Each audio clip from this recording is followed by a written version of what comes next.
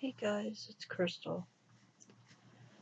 So, I guess I'll give you guys a little update. I went to the dentist the other day, as you saw in the last video of me and my husband.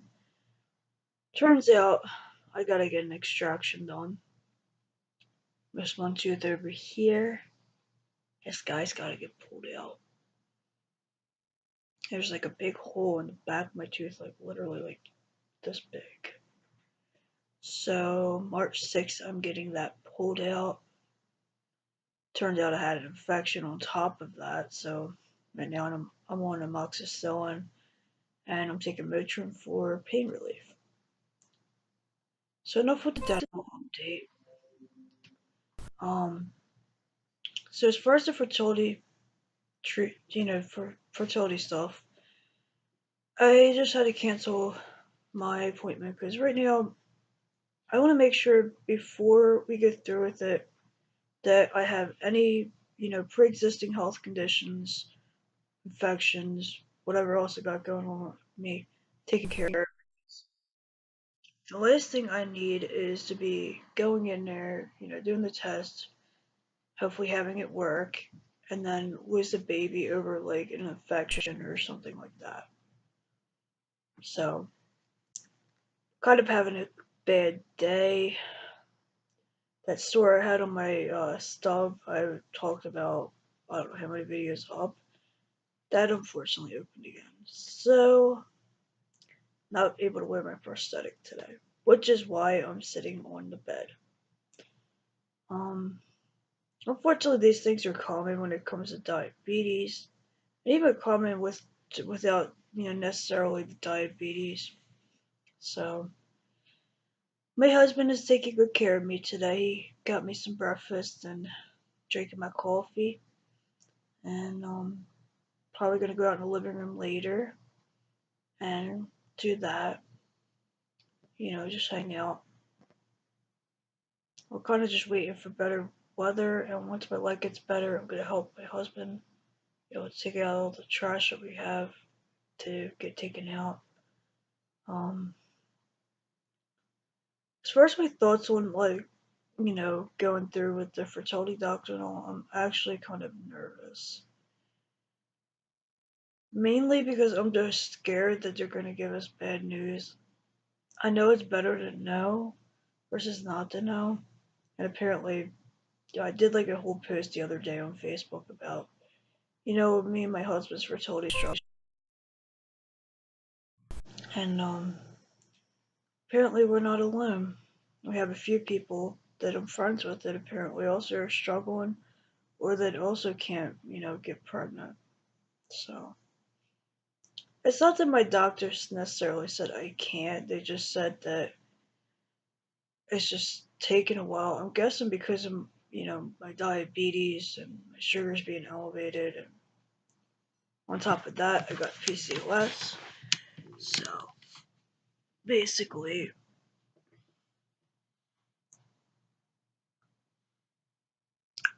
basically, I gotta get healthy before, I go through with fertility treatment. Now, as far as I know, um, back when I lived in New Jersey, I went to an OBGYN, and at the time we were struggling for at least a year, and she said basically because of my PCOS and all of that I needed to go on Clomid. So out of curiosity, I've been doing my research. I found like supplements and stuff, but I'm not sure like if it's gonna mix well with my medications I'm already on right now because I'm on, blood pressure, cholesterol, diabetes medications. I'm on insulin at night. Um, yeah, I don't know. Like, I'm scared to take a supplement and it really messed up my current treatment plan. So, but anyway, I found a few different things, not just actual supplements, but like different stuff to help me track ovulation. This one is called OvuSense. I don't know if anybody's ever heard of it. It's supposed to you first insert it, and then like at night while you sleep, and it reads your temperature and stuff, and it could tell you based on how your temperatures are running, when you're gonna ovulate and stuff like that. Um, what else? There is one other one I'm trying to remember. I was looking at the Ava bracelet, but it doesn't really help with people that have PCOS because, you know, sometimes we ovulate, sometimes we don't. And as far as I know, I do ovulate. I'm just not sure what, cycle day because it varies each month. And it also varies, like, if I get my cycle on time or if it's late. So that means I could ovulate even later and not really even know. I don't really get the typical signs, during ovulation. I get occasional, like, cramping in either side of my ovaries, but, you know, that's about it. As far as, other options as far as starting a family goes, we have thought about adoption. We've talked about that. And, well, we're open minded to it. The only thing is the references. Like, we don't have, Eli doesn't really have a lot of experience around kids. Not that he's bad or anything with them, but he just never, you know, babysat like in person, recently. I haven't babysat since like I want to say 2008 or 9 when I used to babysat like 3 kids. And then after me and my ex broke up, that was pretty much a done deal. He didn't have kids per se, but his friend did. So I would help out occasionally with babysitting with those kids. So that's the thing with adoption that, you have to have like, references. It could be teachers and stuff. I haven't kept in contact with any of my teachers, so that's gonna be pretty hard. As far as like, surrogates, we've talked about that too. He's just worried if I get pregnant on top of my health conditions, that it's not gonna be a good outcome for me or the potential child. But I explained to my husband, it's not like I'd be going through it alone.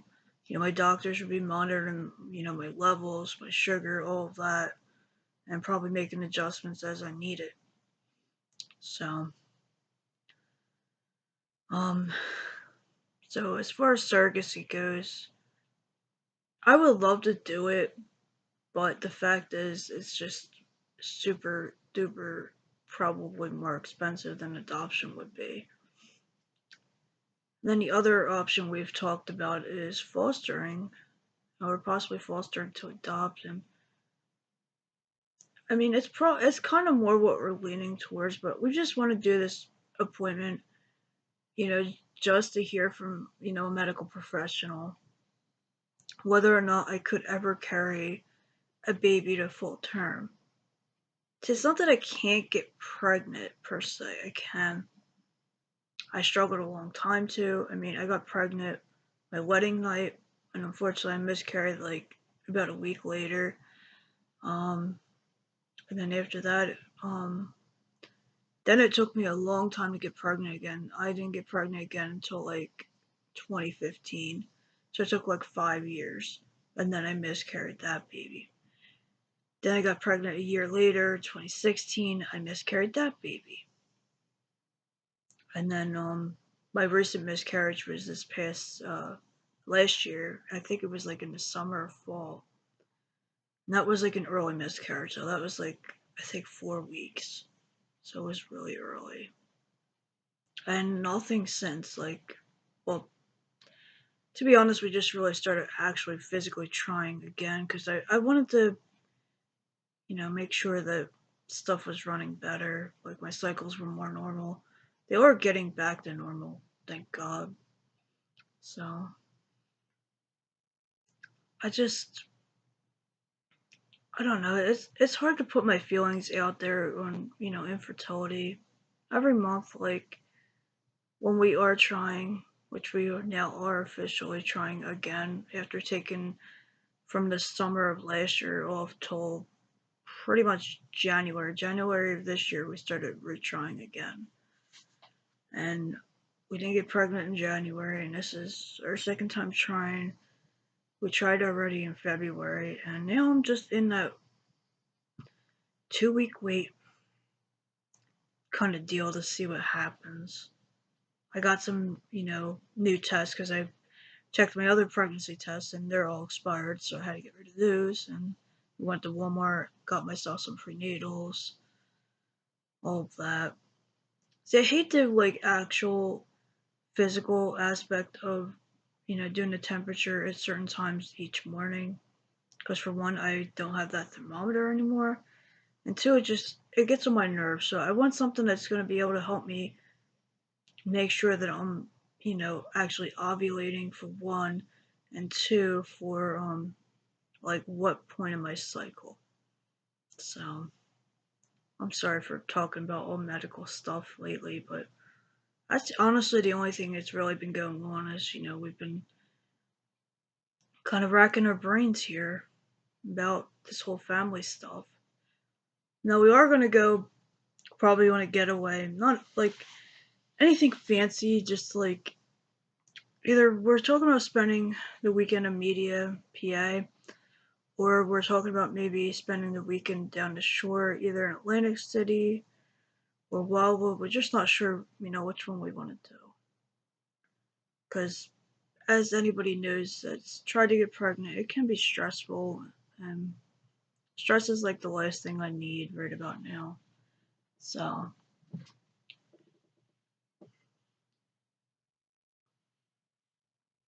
there's that. Zach and Sophie are doing well. Um, I gotta find Sophie's medical records, from when she went to the vet, so I'm able to take her over to PetSmart to get her hair cut.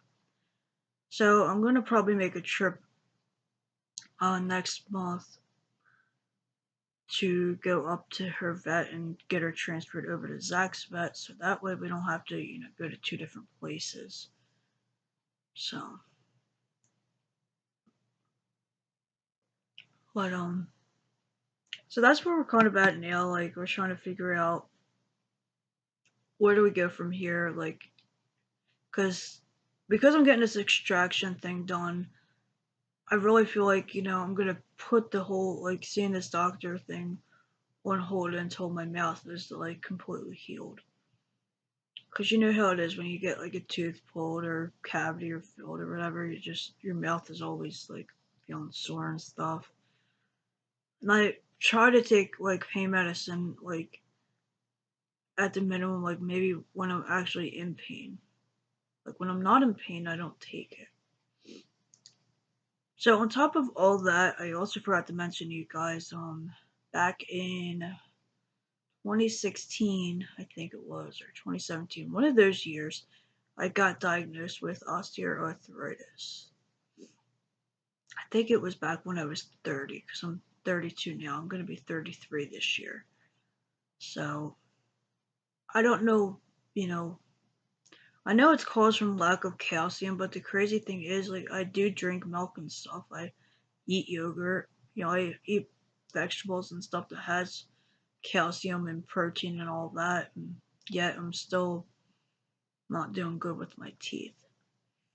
So besides that one extraction I gotta get done, I'm gonna also have to get a second one pulled that broke about, I want to say, a year ago. There's like literally this much left of this second one I'm talking about, so I gotta do that one too. But first I'm gonna recover from the one extraction I'm getting done in March, and then I guess go from there. Um, so we want to. Our goal is to, whether or not we can have biological children. That's not the issue. Like I told Eli, I'm getting older. I know I still got time. I mean, most women don't have babies now until they're mid 30s to even the 40 or older. But whether or not we can have biological is fine. I mean, there is other options as far as starting a family. It's just going to be a little bit more difficult because, unfortunately, we don't really have any friends like close by. Well, we do have our neighbors that we're friends with, but we're only more like, I want to say, acquaintances than actual friends. I mean, it's not like they come over to our apartment or we go to theirs and hang out. So, but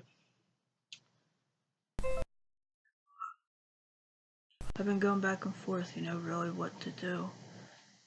I'm a little bit scared with my health the way it is right now when, going through with a pregnancy, but at the same time, I can't go the rest of my life without having an answer on yes or no. Can I go through with, first of all, going past the first trimester? Because if I do get pregnant, I usually miscarry between 4 and 5 weeks.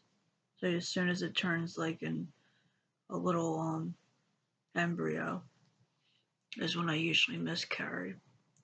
And there was this one time when I actually went past that point and went to like 9 weeks. In fact, I didn't even know I was pregnant at the time. I went into the ER with like cramping and bleeding, and I had no idea what was going on. I thought it was just my period, and then they told me that I was miscarrying, and I was apparently approximately 9 weeks. So I didn't even, unfortunately, I didn't even get to hear his or her heartbeat at the time, which broke our hearts. I mean, it's hard. Infertility is hard, and it's hard explaining how you feel if you know, if the person doesn't know how it feels to struggle. Me and Eli have been trying for baby one now for, I want to say, since we got married, and it's just not happening, and I just don't understand why. Like, all the doctors just keep on saying we have unexplained infertility because they tested my levels before and they said that I do ovulate and stuff. So the only other new thing I did was I got rid of this one app called My Calendar that tracks your period and your ovulation. And I went with this other one where it feels like a little bit more accurate. So um I guess that's the big update is I had to cancel my appointment. Right now we're gonna put it on hold until after this extraction and after I heal from that. See, with diabetes and everything, it makes the healing process like probably 2 to 3 times longer than it probably would be with somebody without it. At least in my experience, when I last got an extraction done, that took me a good I think 3 months to actually heal all the way. So, but don't worry, we are still gonna be able to have a family. We just might have to do it a little bit differently. Alright, guys, thank you for watching and have a great day. Don't forget to like and subscribe to my channel, and I'll talk to y'all soon. Bye, everybody.